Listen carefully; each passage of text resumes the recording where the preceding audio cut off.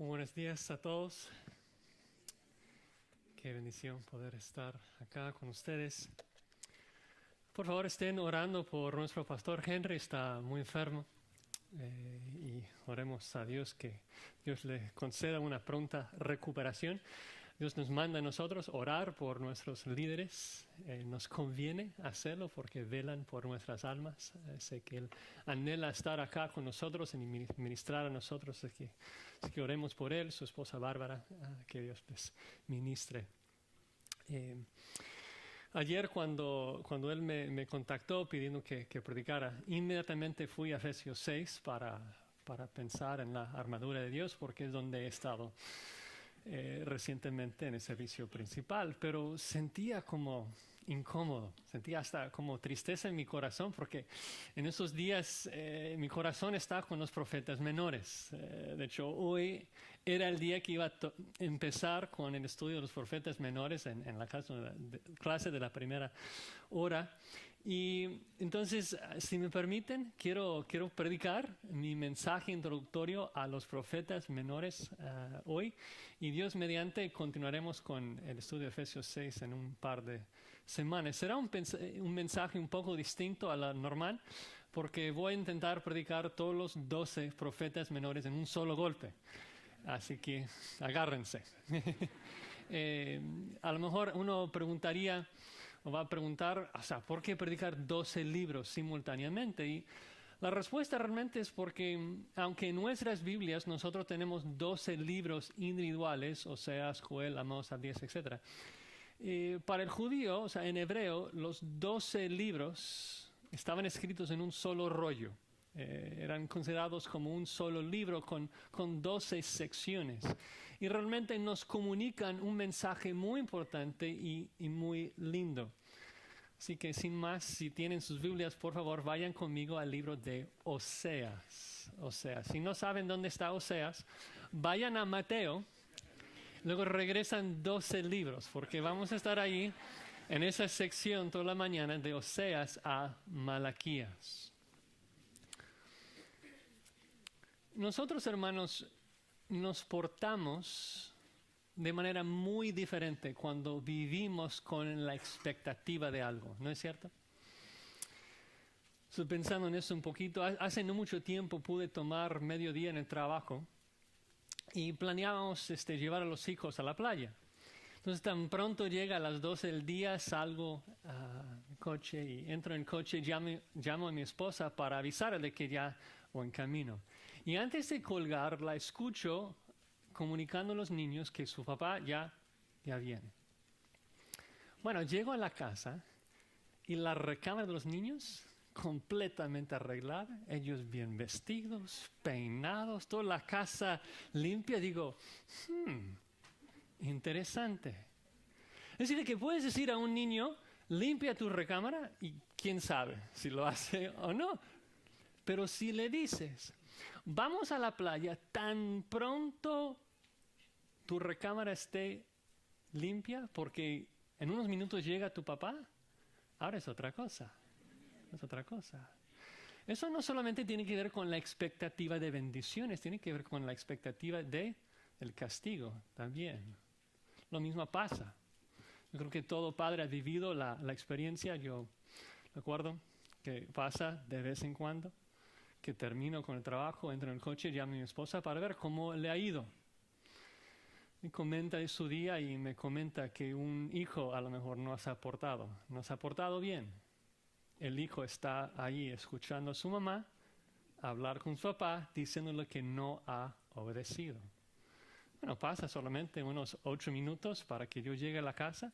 Ahora, ha pedido perdón de su mamá como 10 veces. Está corriendo por todas partes tratando de cumplir con todo lo que no ha hecho todo el día. Y su cara roja, dando evidencia de su llanto. ¿Por qué? Porque espera que su arrepentimiento minimice la cantidad de consecuencias que va a recibir. Es sabio. Pero vean cómo es que la expectativa tanto del juicio como la bendición afecta de manera radical la forma que andamos y obedecemos. Eso precisamente es el mensaje de los 12 profetas menores. El hecho de vivir con la expectativa tanto de la ira de Dios como de la bendición de Dios, nos insta a vivir de manera diferente, nos insta a andar en santidad y estar listos para su venida. Durante toda la historia de Israel, el mensaje de los profetas realmente era igual. Pero en particular en los 12 vemos esas dos exhortaciones de manera muy, muy clara. Primero, arrepentíos porque el gran día de la ira de Dios viene pronto. Y segundo, arrepentíos porque pronto Dios va a restaurar al arrepentido y no quieres perder el reino. No quieres estar desprovisto de ese día. Así que en esta mañana vamos a ver esas dos razones por las que debemos vivir en santidad. Primero, Dios, hermanos, pronto va a juzgar al pecador. Y segundo, Dios pronto va a restaurar al arrepentido. Así que primero el juicio. Andaremos en santidad si vivimos con la expectativa que Dios pronto juzgará al pecador. Ahora, cuando yo digo eso de que Dios pronto va a juzgar al pecador, la primera reacción de cada ser humano debe de ser, bueno, yo soy pecador, debo arrepentirme para evitar ese juicio, pero tristemente no es así. No importa de quién estamos hablando, si hablamos de los de Judá o de Israel o de los Estados Unidos. No importa el tiempo, si hablamos de Israel antes de su cautiverio, después o ahora mismo. Lo que siempre ha caracterizado al ser humano es esto. No solamente que somos pecadores, sino que negamos nuestro pecado. Pensamos que nosotros que merecemos estar con Dios, que debemos estar allí con Él en el cielo. Entonces veremos en los profetas menores cómo es de que Dios tiene que demostrar y probar a los israelitas de que ellos merecían su ira y que venía pronto. Vamos a empezar con Oseas, comenzando en el versículo 2 del capítulo 1. Oseas, capítulo 1, versículo 2. Observen ahí que dice Oseas 1:2, el principio de la palabra de Jehová por medio de Oseas. Dijo Jehová a Oseas, ve, tómate una mujer fornicaria e hijos de fornicación, porque la tierra fornica apartándose de Jehová. Imagínense, la ilustración es tan vívida, ¿no?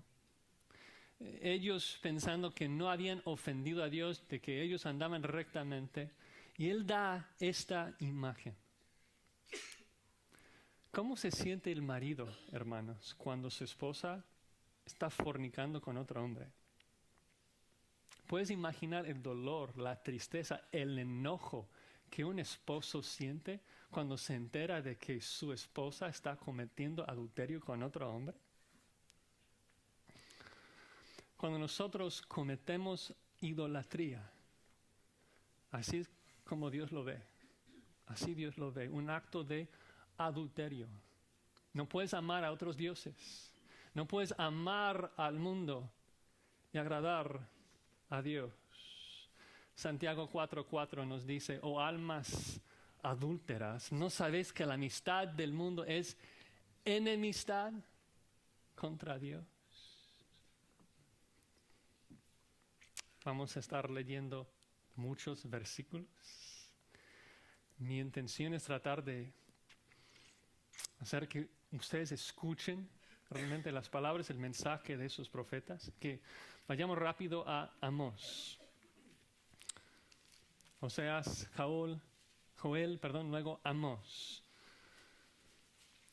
En el libro de Amós, Dios utiliza la ilustración de una plomada de albañil. En el capítulo 7, versículo 8 dice, aquí yo pongo plomada de albañil en medio de mi pueblo, no lo toleraré más. Y pensemos en esa ilustración. La idea es de que hay un constructor y ve un edificio. Y como que se le hace que el edificio no está recto. Entonces pone una plomada de albañil y ve de que está todo chueco. ¿Y qué puedes hacer con un edificio que está mal edificado? Hay que destruirlo por completo, empezar de nuevo. Y eso es lo que Dios iba a hacer. De hecho, en Amós capítulo 4, escuchan las palabras Amós 4, versículo 2. Jehová el Señor juró por su santidad. Y aquí vienen sobre vosotros días en que os llevarán con ganchos y a vuestros descendientes con anzuelos de pescador. Y saldréis por las brechas una tras otra y seréis echadas del palacio, dice Jehová. Es decir, que ya habían llegado al punto en donde no hubo remedio. Dios iba a castigarlos. Describe el día en que la nación de Babilonia iba a llegar allí y poner anzuelos de pescador en su boca y jalarlos. Tanto del norte a Siria como del sur a Babilonia. Dios iba a juzgar a su pueblo. El juicio ya era irrevocable. La pregunta, ¿por qué? ¿Por qué un juicio tan severo? El problema es no solamente de que el pueblo estaba en pecado, sino de que ellos lo negaban. Y cuando uno llega a esto, es como que ya no hay remedio. O sea, si uno peca y reconoce su pecado, bueno, puede arrepentirse. Pero si uno peca y lo niega, no hay remedio. Si uno no entiende de que va mal camino, jamás va a dar retorno.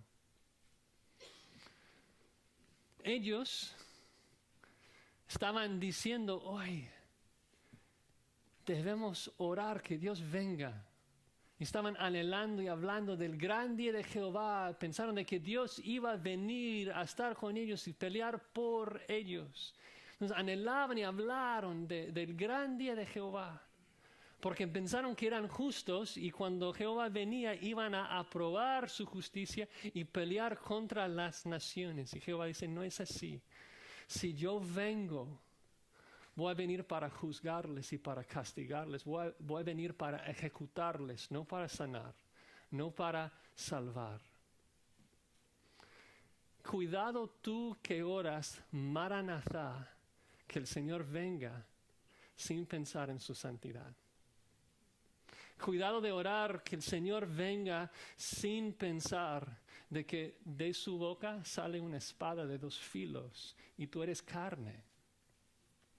Sus ojos son llamas de fuego. Su rostro incinera como el sol y eres paja. Amós capítulo 5. Ven allí en el versículo 18. Amós 5, 18.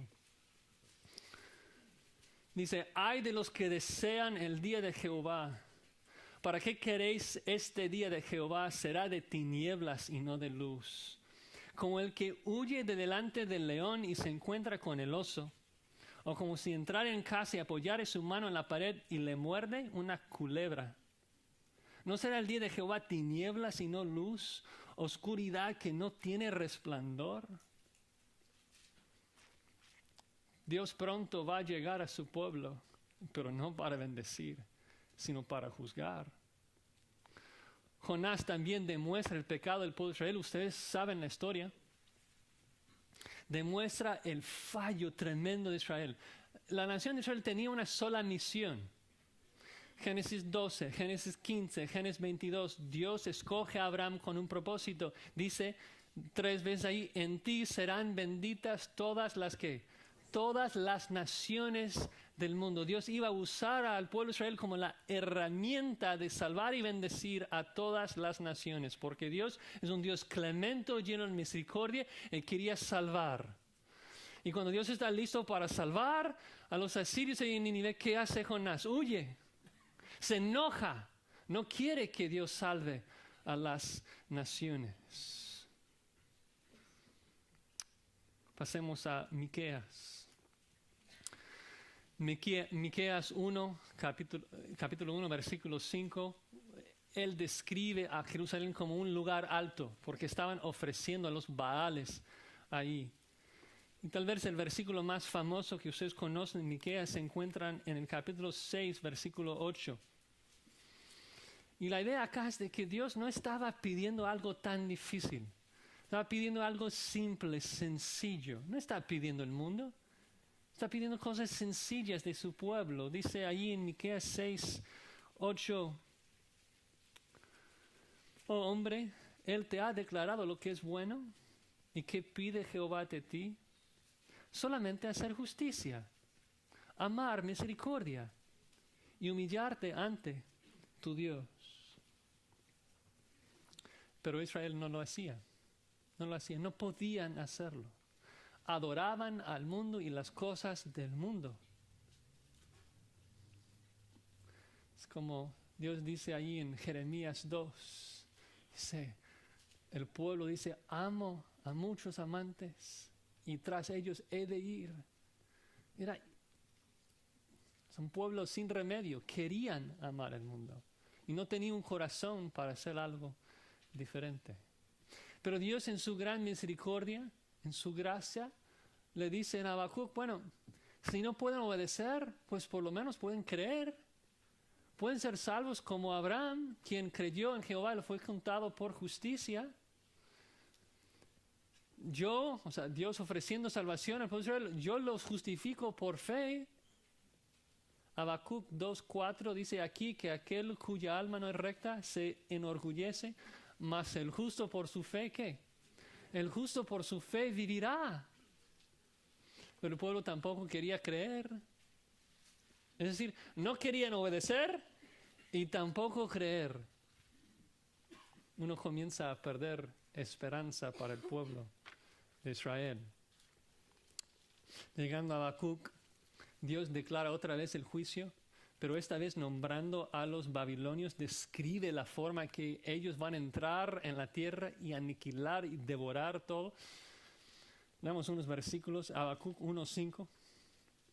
Mirad entre las naciones y ved, asombraos, porque haré una obra en vuestros días que aun cuando se os contare no la creeréis. He aquí yo levanto a los caldeos, nación cruel y presurosa, que camina por la anchura de la tierra para poseer las moradas ajenas. Formidable es y terrible. De ella misma procede su justicia y su dignidad. Sus caballos serán más ligeros que leopardos, más feroces que lobos nocturnos. Sus jinetes se multiplicarán y vendrán de lejos sus jinetes, volarán como águilas que se apresuran a devorar. Y describe cómo es que los babilonios van a entrar y aniquilar a todos, llevarlos a exilio. Y si esto fuera poco, el libro que sigue es Sofonías. Y Sofonías habla de un día de juicio global. Describe un Dios lleno de ira, lleno de indignación, que su ira ha llegado a su colmo, ha llenado su copa de ira y va a derramarlo sobre todos los habitantes de la tierra. Dice Sofonías 1:2, destruiré por completo todas las cosas de sobre la faz de la tierra, dice Jehová. Destruiré los hombres y las bestias, destruiré las aves del cielo y los peces del mar, y cortaré a los impíos, y raeré a los hombres de sobre la faz de la tierra, dice Jehová. Extenderé mi mano sobre Judá y sobre todos los habitantes de Jerusalén, y exterminaré de este lugar los restos de Baal y el nombre de los ministros idólatras con sus sacerdotes. Describe un día terrible. Brincan al versículo 12. Acontecerá en aquel tiempo que yo escudriñaré a Jerusalén con linterna y castigaré a los hombres que reposan tranquilos como el vino asentado, los cuales dicen en su corazón, observen esto, muy importante, Jehová ni hará bien ni hará mal. Es decir, de que ellos estaban pecando, pero habían llegado al punto donde ya no hay remedio. O sea, pecar más, Dios no va a hacer nada. El punto es esto, ellos habían perdido la expectativa de que un Dios justo va a castigar a todo pecador. Ellos ya no vivían, ya no andaban bajo la expectativa de que hay un Dios justo en el cielo que está notando cada pecado y Él va a juzgar a cada uno de ellos. Ahora, pensando un poquito en la cronología de los 12 profetas menores, llegamos a cubrir más o menos 9 de ellos. Hay 3 que restan. Y hay una cronología más o menos de los 12 profetas, que es un poco interesante. A lo mejor no van a recordar todo, está bien, voy a darles unas fechas, tratar de ubicar los profetas para tratar de mostrarles algo. La monarquía empieza en el año 1051.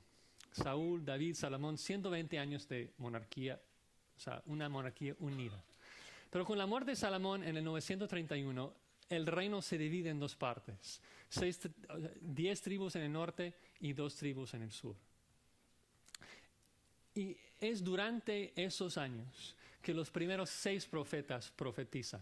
Están dirigiendo sus mensajes tanto a las 10 tribus del norte como a las 2 tribus del sur, avisándoles de que pronto Asiria iba a llegar y juzgar.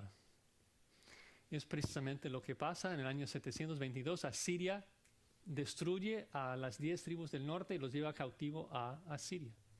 Luego hay 3 profetas más que profetizan al sur, avisándolos y amonestándolos de que si ellos no se arrepienten, de que Babilonia va a bajar y juzgarlos y matarlos. Y es precisamente lo que pasó. En el año 586, Nabucodonosor viene y destruye a Jerusalén y los lleva al exilio. Pero luego hay algo curioso que pasa.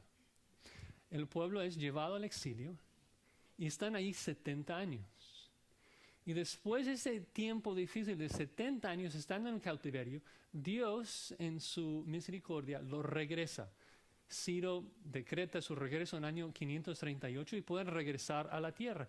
Y lo que el lector del Antiguo Testamento espera es de que el exilio, el cautiverio, iba a curar las iniquidades de Israel. De que después de haber recibido su disciplina, iban a ser diferentes. Es decir, cuando nosotros disciplinamos a nuestros hijos, esperamos de que después de recibir la disciplina, ahora se van a portar de manera diferente. Entonces hay 3 últimos profetas que hablan al reino ahora regresado. Y la pregunta es, ¿ahora ellos son mejores? ¿Ellos han aprendido la lección del exilio? ¿O van a ser igual de pecadores? Y la respuesta obviamente es, son iguales. Pero también quería explicar esa cronología por 3 otras razones en esos 12 libros. Primero, porque mucha gente dice de que este día que describen los 12 profetas, del gran día del juicio de Dios, realmente describía la destrucción de Jerusalén. Y eso ya pasó, entonces no es relevante.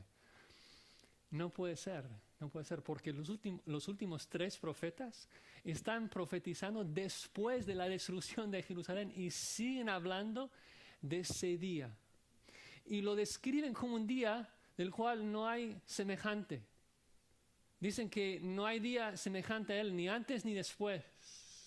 Un día de juicio global, es decir, que están hablando de la gran tribulación, el día de la ira de Dios. Entonces, lo que esos profetas escriben es futuro para nosotros también en muchos lugares. Segunda razón.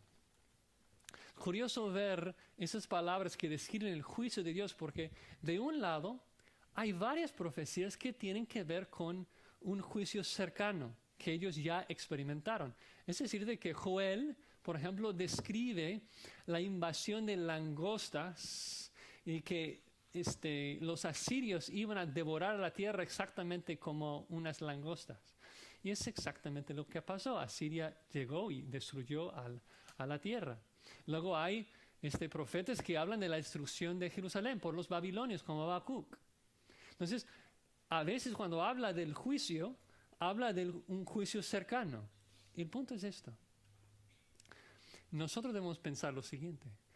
Si las profecías que los profetas declaraban, que describían una destrucción por Asiria, por Babilonia, si esas profecías se cumplían con exactitud, con precisión, la cantidad de tiempo y todo exactamente como Dios lo había descrito, entonces cuando Él habla de un día de juicio final, Él va a cumplir su palabra, ¿cómo? Con la misma precisión. Cuando Dios dice, mira, voy a traer a los asirios para destruirlos y luego pasa. Y luego voy a traer a los babilonios y ellos los van a destruir y luego pasa. Y luego dice, y habrá un día final donde Dios derrama toda su ira contra el impío. Entonces, ¿qué sabemos? Que va a pasar con la misma precisión, es seguro. En la tercera lección ya lo mencioné. Es de que estamos pensando que Israel va a aprender la lección, pero no. De hecho es peor. Cuando regresen del cautiverio son peores. Se jactan más de su justicia. De hecho recuerden que regresan y edifican sus propias casas súper lindas y la casa del Señor en ruinas. Y Ageo tiene que llamarles. Es para vosotros tiempo de habitar en vuestras casas artesonadas y esta casa desierta. Entonces, la explicación más clara de esa negación de pecado se encuentra en Malaquías. Vayan conmigo a Malaquías capítulo 1. Malaquías 1. Y quiero nada más leer unos versículos que demuestran cómo el pueblo de Israel negaban su pecado y acusaban a Dios. Dice Malaquías 1:2, yo os he amado, dice Jehová. Dijiste, ¿en qué nos amaste? O sea, qué necio. Y Dios explica cómo les había amado. Versículo 6, el hijo honra al padre y el siervo a su señor. Si pues yo soy padre, ¿dónde está mi honra? Y si soy señor, ¿dónde está mi temor? Dice Jehová de los ejércitos a vosotros, oh sacerdotes, que menospreciáis mi nombre. Y decís, ¿en qué hemos menospreciado tu nombre? No hemos hecho nada mal. Versículo 7, ¿en qué ofrecéis sobre mi altar pan inmundo? Dijiste, ¿en qué te hemos deshonrado? Oye, estamos bien. En que pensáis que la mesa de Jehová es despreciable. Cuando ofrecéis el animal ciego para el sacrificio, ¿no es malo? El cojo, el enfermo, ¿no es malo? Ellos estaban trayendo sus sacrificios de animales ciegos y lo peor de su rebaño, ofreciéndolo a Jehová y, oye, ¿por qué no lo aceptas, Dios? Qué necio. Luego en el 2 les acusa más porque ellos estaban trayendo sus ofrendas, no solamente ofrendas malas, pero con una actitud, un pecado terrible. Miren allí en Malaquías 2:13. Dice, esta otra vez haréis cubrir el altar de Jehová de lágrimas, de llanto, de clamor. Así que no miraré más a la ofrenda para aceptarla con gusto de vuestra mano. Mas diréis, ¿por qué? O sea, traen su animal ciego y malo. Oye, Dios, ¿por qué no te agradas con mi sacrificio? Bueno, primero ya lo explicó, es porque es un animal malo. Pero segundo, vean la segunda razón. Porque Jehová ha atestiguado entre ti y la mujer de tu juventud, contra la cual has sido desleal, siendo ella tu compañera y la mujer de tu pacto. Ellos cometiendo adulterio, allí viviendo con otra mujer y traen un animal malo al altar y preguntan, oye, ¿por qué Dios no nos oye?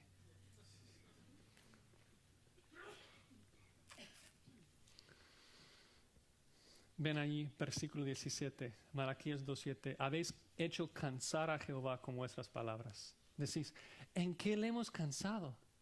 En que decís, otra vez es la misma raíz. Observen, ellos habían perdido la expectativa del juicio de Dios. ¿En qué decís? Cualquiera que hace mal agrada a Jehová y en los tales se complace, o si no, ¿dónde está el Dios de justicia? Mira, a Dios le agrada cuando pecamos. No existe un Dios de justicia.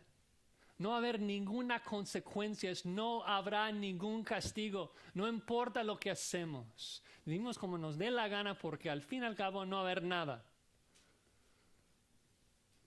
Dios se enoja con ellos porque cercano está el día. Él está guardando.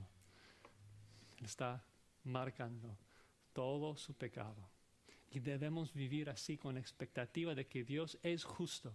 Dios es justo y Él va a quemar a todo pronto. El infierno, hermanos, es real. Israel perdió esto, perdió la expectativa de que si hay un Dios justo sentado sobre su trono, entonces Él no simplemente puede no mirar lo que estamos haciendo. Y tarde o temprano Él va a juzgar a los impíos. Dices, wow, pero Josías, qué bueno que no soy tan malo como los israelitas. Ellos, tan rebeldes, tan pecadores.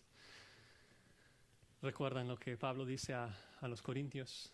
Se los leo. 1 Corintios 10, haciendo referencia al pecado de Israel. Estas cosas les acontecieron como ejemplo. Y están escritas ¿para qué? Para amonestarnos a nosotros, a quienes han alcanzado los fines de los siglos. Así que el que piensa estar firme, mira que no caiga. El punto es que somos iguales, somos pecadores y debemos meditar en esto, no solo en nuestro pecado, para confesarlo a Dios, debemos también pensar en su juicio, para arrepentirnos. Debemos pensar, meditar, ¿qué adoras? ¿Qué adoras más de Dios? Lo que sé es que eres un idólatra, eso es seguro. Eso es seguro, la Biblia lo declara. La pregunta no es esto, la pregunta es si lo confiesas a Dios o no, si lo niegas o no. Es serio, piensa en tu vida y pide a Dios que te dé entendimiento, que te ayude a ver las cosas que tú amas y tú adoras por encima de Él. Muchas veces nosotros que somos tan bendecidos, hermanos, hemos recibido tantas bendiciones de Dios, de que comenzamos a adorar a los regalos del dador en vez de adorar al dador. Es precisamente lo que Israel hizo.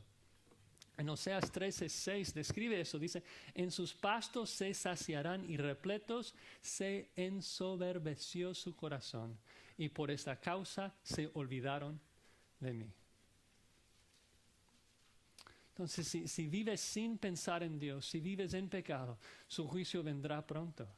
Y ¿saben qué? A la hora que no esperas, viene pronto. El día de Jehová viene. El fuego está preparado. Jesucristo habla de esto, ustedes lo saben. No tienen que ir allí, pero Mateo 24, versículo 42. Velad pues, porque no sabéis a qué hora ha de venir vuestro Señor. Pero ¿saben esto? Que si el padre de familia supiese a qué hora el ladrón habría de venir, velaría y no dejaría minar su casa. Por tanto, también vosotros estad preparados, porque el Hijo del Hombre vendrá a la hora que no pensáis.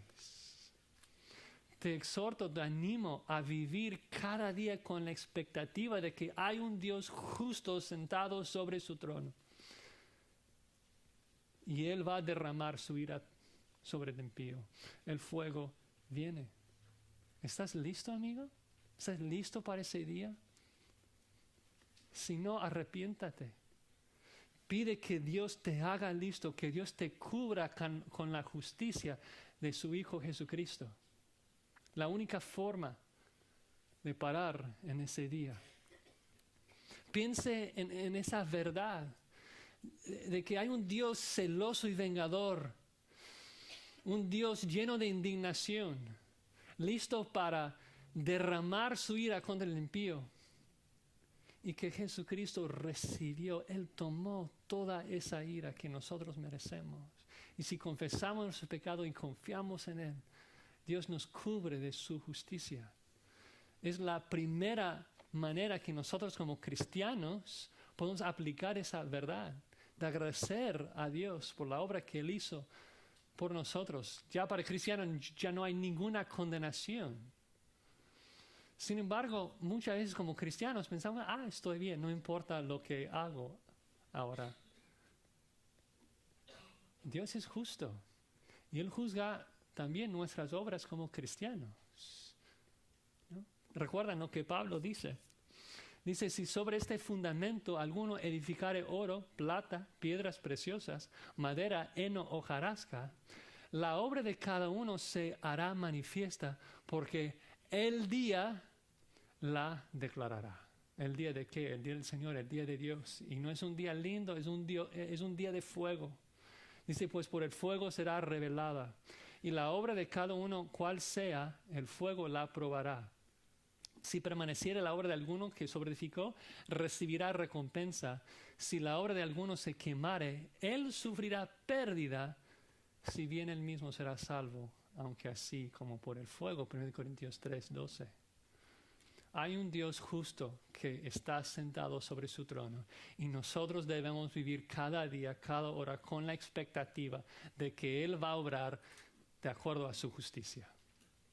Él está contando, Él está apuntando todos los pecados de todos los impíos. Y aún nosotros como cristianos, está viendo. Habrá un día terrible que viene pronto. Gracias a Dios de que nosotros tenemos el Espíritu Santo y ahora podemos agradecerle y andar en las buenas obras que Él ha preparado de antemano para que anduviésemos en ella. Pero Israel estaba en un lío terrible, ¿no? Porque ellos no tenían el Espíritu Santo. Ellos mismos lo comprendían, recuerdan, ya lo cité, Jeremías 2, el pueblo dice, no hay remedio en ninguna manera porque a extraños he amado y tras ellos he de ir. Tenían corazones de piedra y no podían obedecer. Parece que no hubo esperanza. Sin embargo, un sabio hubiera entendido algo. Un sabio hubiera pensado algo. De hecho, aún el rey pagano de Nínive lo comprendió. Hubiera entendido esto. Si Dios me está advirtiendo, si Dios me está amonestando de que su ira viene, es porque todavía hay una oportunidad. El rey de Nínive pensó, bueno, Jonás dice 40 días y esta ciudad será destruida. Y el rey pensó, ¿pero por qué 40 días? Pudo habernos destruido hoy. ¿Por qué es que Jehová manda un profeta a nosotros para advertirnos de su ira? A lo mejor hay chance. A lo mejor si nos arrepentimos, no nos destruye. Así que Dios, si conocemos el Dios de los profetas menores, veremos que Dios no solamente es un Dios de juicio, Dios también es un Dios misericordioso que busca bendecir a su pueblo y debemos vivir con la expectativa de que va a restaurar pronto arrepentido, ¿no? Tanto como que no queremos estar desprevenidos para su ira, también queremos estar preparados para su reino cuando llega. Así que regresemos a Oseas. Y vamos a ver cómo en esos 12 libros, cada libro empieza con juicio, con ira, y casi cada libro termina con misericordia y con bendición. No porque Israel lo merecía, estaban cometiendo fornicación, sino porque Dios iba a cumplir su pacto, iba a ser fiel a sus promesas. Había escogido a Israel, iba a cumplir con su promesa. Vean ahí en Oseas, comenzando en el capítulo 3. Oseas capítulo 3, versículo 1. Dice lo siguiente. Me dijo otra vez Jehová, ve, ama a una mujer amada de su compañero, aunque adúltera, como el amor de Jehová para con los hijos de Israel, los cuales miran a dioses ajenos y aman tortas de pasas. La compré entonces para mí por 15 siclos de plata y un homer y medio de cebada. Continúa explicando de que en la historia que ilustraba el amor de Jehová hacia Israel, Oseas primero se casa con Gomer, pero luego ella abandona la casa y va y vive con otro hombre. Y después de cometer adulterio, luego ese otro hombre la saca de la casa y Oseas va y la busca de nuevo, aún después de su fornicación, aún después de su adulterio. Dios mostrando al pueblo, Dios profetizando a su pueblo, de que después de su pecado, un día Él los va a buscar, los va a bendecir. Es increíble la imagen, la ilustración acá que Dios da. De hecho, si regresan a Oseas 2:8, ven que en la ilustración Dios está diciendo, bueno, primero Dios se casó con Israel, luego Israel adultera, está cometiendo fornicación, pero aun cuando Israel está allí cometiendo fornicación, Dios sigue bendiciendo con el deseo de amar. Miren en Oseas 2:8, ella no reconoció que yo le daba el trigo, el vino y el aceite y que le multipliqué la plata y el oro que ofrecían a Baal. Israel abandona a Jehová, está adorando a los Baales, pero ¿quién es el que está proveyendo lluvia, oro, ayuda durante el tiempo que está viviendo con los Baales? Jehová. ¿Por qué? Porque un día va a buscar, va a redimir y va a salvar a su esposa, aunque adúltera. Tanto el amor de Dios para con nosotros. Es increíble cómo Dios tantas veces espera hasta que nosotros hayamos tocado fondo, tan metido en pecado, para que todo el mundo sepa de que la salvación es por gracia. Israel no va a poder jactarse de que ellos habían ganado el amor de Dios. Ellos están fornicando con los Baales cuando Dios promete buscar y salvarlos. Dios es un Dios muy clemente. Aún Jonás entiende eso, porque por eso no quiere ir. Entonces Dios no solamente promete salvar y bendecir, pero promete cambiarlos de adentro. Es el mensaje tan lindo de los profetas menores, de que Dios promete cambiar todo. Promete mandar su Espíritu Santo para cambiarlos de adentro. Promete mandar al Mesías para morir por sus pecados. Promete usar su palabra para mudar sus corazones. No tenemos tiempo para leer todo, pero unos versículos rápidamente. Oseas 14:4, yo sanaré su rebelión, los amaré de pura gracia, porque mi ira se apartó de ellos. Joel, lo mismo. A lo mejor no van a tener tiempo de ir a cada pasaje, pueden por lo menos escucharlo. Joel 2:28 habla de cómo Dios lo va a llevar a cabo. Después de eso derramaré mi espíritu sobre toda carne. Dice, todo aquel que invocare el nombre de Jehová será salvo. Promete salvar en Miqueas 5:2 a través del Mesías que iba a nacer en Belén. Promete en Nahum usar toda su ira, todo su poder para matar a los enemigos de Israel.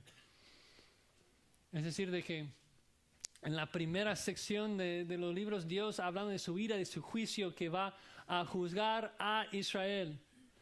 Pero luego, después de curar sus iniquidades, después de salvarlos de su pecado y provocar arrepentimiento en ellos, el mismo Dios vengador, celoso, airado, va a derramar toda su ira, no en contra de Israel, sino en contra de sus enemigos, proveyendo salvación.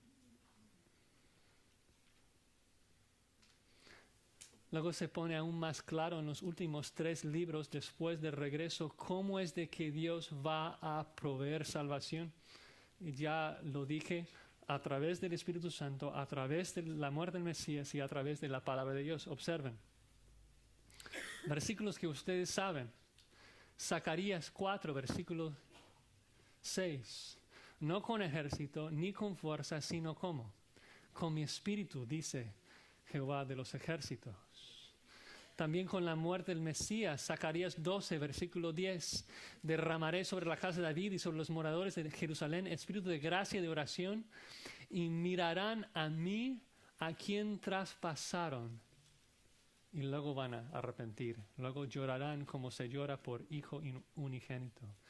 Y en aquel tiempo, capítulo 13, versículo 1, habrá un manantial abierto para la casa de David y para los habitantes de Jerusalén, para la purificación del pecado y de la inmundicia. Nunca más van a adorar a los Baales. Termina Malaquías 4, versículo 5, hablando de su palabra predicada. Aquí yo os envío el profeta Elías antes que venga el día de Jehová, grande y terrible. Él hará volver el corazón de los padres hacia los hijos, el corazón de los hijos hacia los padres. Entonces Dios promete de que después de disciplinar, después de venir en ese gran día de Jehová, la gran tribulación, y pulir y curar la iniquidad de su pueblo, luego va a venir en el reino y bendecir. Eso, hermanos, todavía es futuro. Pablo dice en Romanos 11:26 que todo Israel será salvo. Y muchas veces no comprendemos esto porque pensamos, bueno, Antiguo Testamento ya cumplido en Cristo. Cuando nosotros hablamos de la salvación, tantas veces pensamos de que la salvación es algo meramente espiritual. Piensen en esto. La salvación, hermanos, es un paquete de todo incluido. La salvación seguro incluye el perdón de nuestros pecados, lo espiritual, pero también la salvación, como lo profetizan los profetas menores, es algo físico.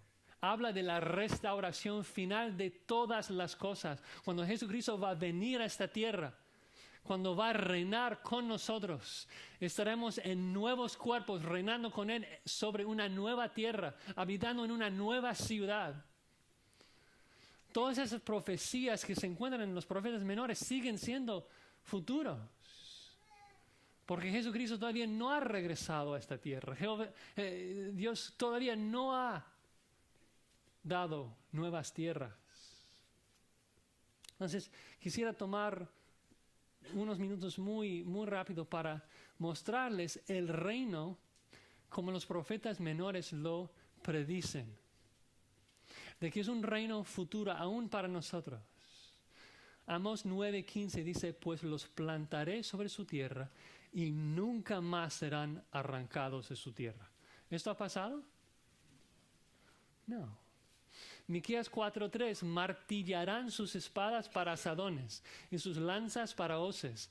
No alzará espada nación contra nación, ni se ensayarán más para la guerra. ¿Eso ha pasado? Sofonías 3, canta, oh hija de Sión, da voces de júbilo, Israel. Gózate, regocíjate de todo corazón, hija de Jerusalén. Un versículo que cantamos y muchas veces pensamos que estamos viviendo, pero no. Versículo 17, Jehová está en medio de ti, poderoso. Él salvará. Pensamos salvación espiritual. Que Jehová está en medio de ti, o sea, ahora.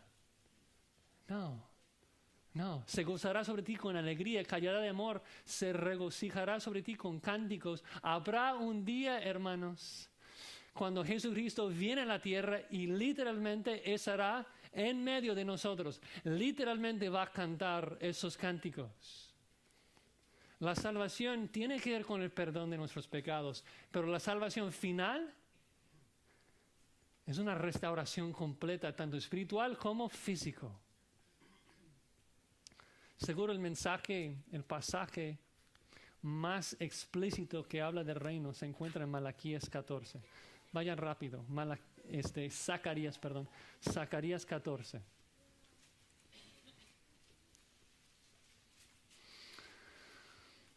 Zacarías describe cómo Dios primero va a disciplinar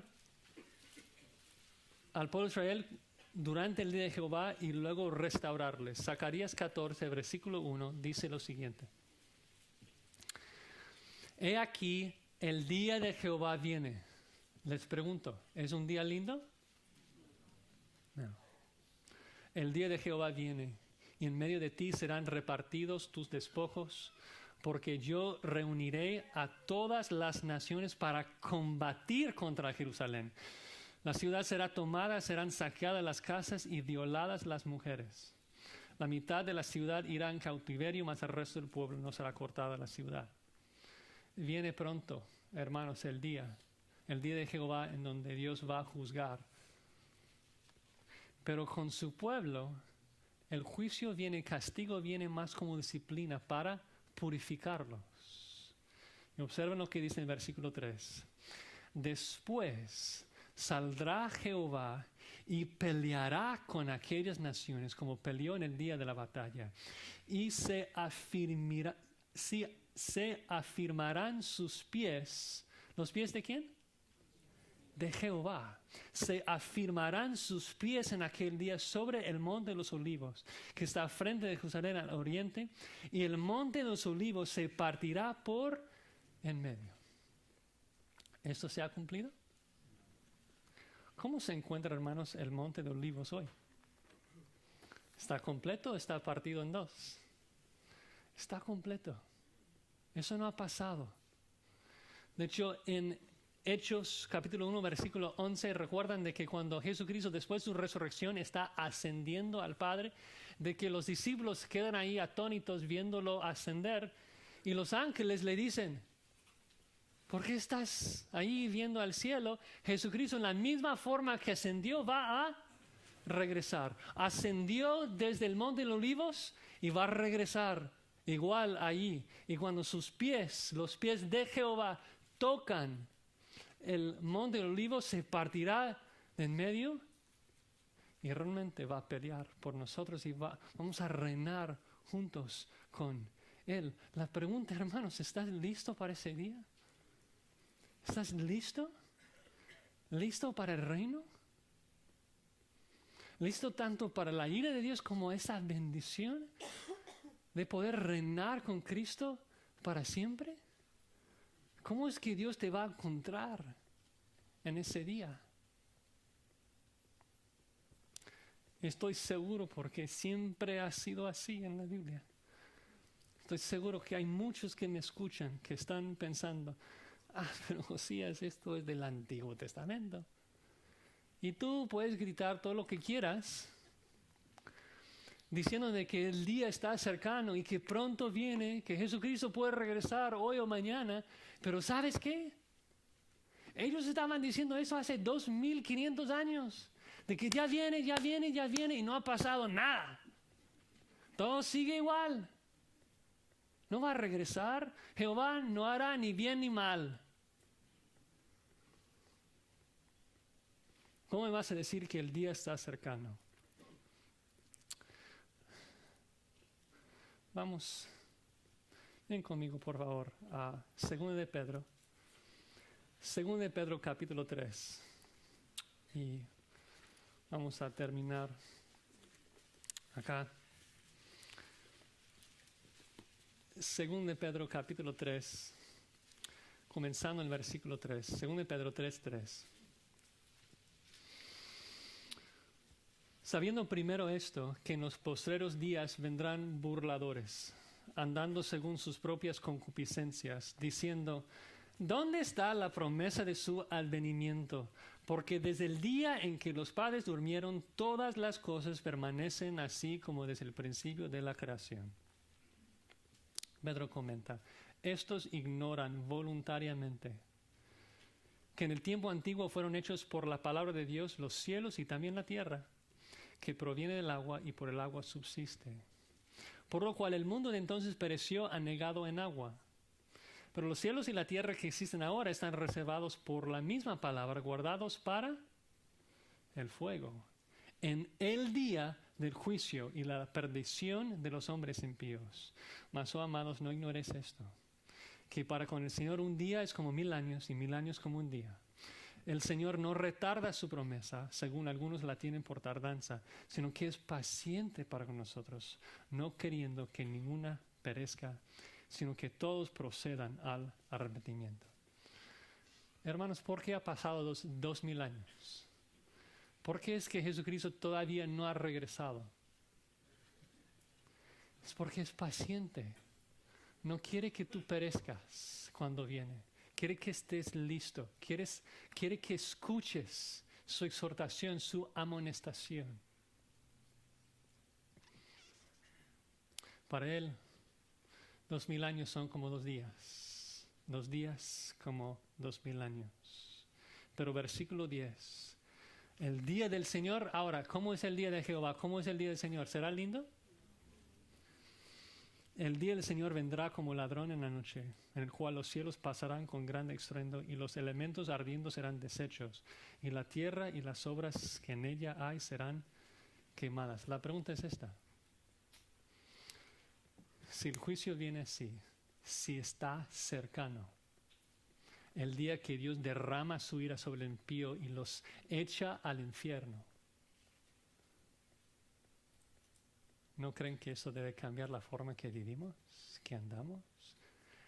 Tener la expectativa de que un Dios justo, sentado sobre su trono, eso debe cambiar radicalmente la forma que vivimos. Pedro lo dice, versículo 11, puesto que todas estas cosas han de ser deshechas, ¿cómo no debéis vosotros, se dirige a cristianos, cómo no debéis vosotros andar en santa y piadosa manera de vivir, esperando y presurándoos para la venida del día de Dios, el día de Dios, un día difícil, en el cual los cielos encendiéndose serán deshechos y los elementos siendo quemados se fundirán. Nosotros, hermanos, debemos vivir cada día con la expectativa de que pronto Dios va a quemar esta tierra. Y debemos estar listos para ese día. No queremos estar sorprendidos. Pero no solamente esto. Pedro sigue hablando, dirigiéndose a los cristianos también. Versículo 13, observen. Pero nosotros esperamos según sus promesas cielos nuevos y tierra nueva en los cuales mora la justicia. Debemos estar anhelando cada día, cada hora, pensando, pronto Dios va a regresar a esta tierra. Pronto Cristo va a plantar sus pies sobre el monte de los olivos, lo va a partir de en medio, va a reinar acá, va a crear de nuevo esta tierra. Y vamos a reinar con Él en el reino eternamente, sin pecado, sin dolor. Será maravilloso. ¿No quieres perderlo?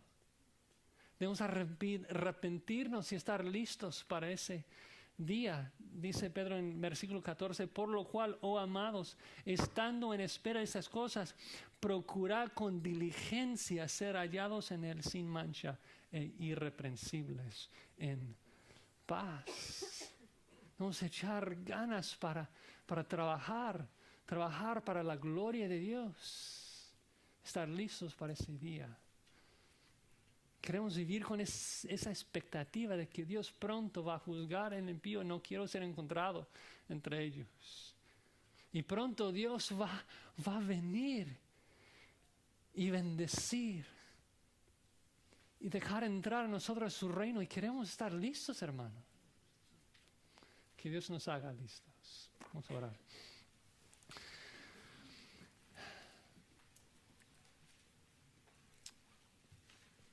Señor, damos gracias porque eres un Dios justo. Te adoramos porque eres un Dios lleno de indignación, lleno de ira. En que un día pronto tú vas a derramar toda tu ira en contra del impío. Ayúdanos, Señor, a huir de tu ira para que seamos encontrados cubiertos y vestidos de la justicia de tu Hijo. Gracias porque Él recibió toda la ira que nosotros merecemos. Y gracias porque nosotros, en vez de esperar juicio, ahora podemos esperar el reino, podemos esperar y anhelar ese día en que tú vas a regresar por nosotros y que vamos a reinar juntamente con nuestro Señor y Salvador Jesucristo. Ayúdanos a vivir cada día con esa expectativa de vivir con esa esperanza viva de que un día reinaremos con Él, porque tú siempre cumples tu palabra y todas esas promesas que escuchamos en los profetas menores las vas a cumplir. Tú eres poderoso para hacerlo. Así que oremos. Maranatha, que vengas pronto, Señor, por nosotros. Anhelamos estar contigo. Amén.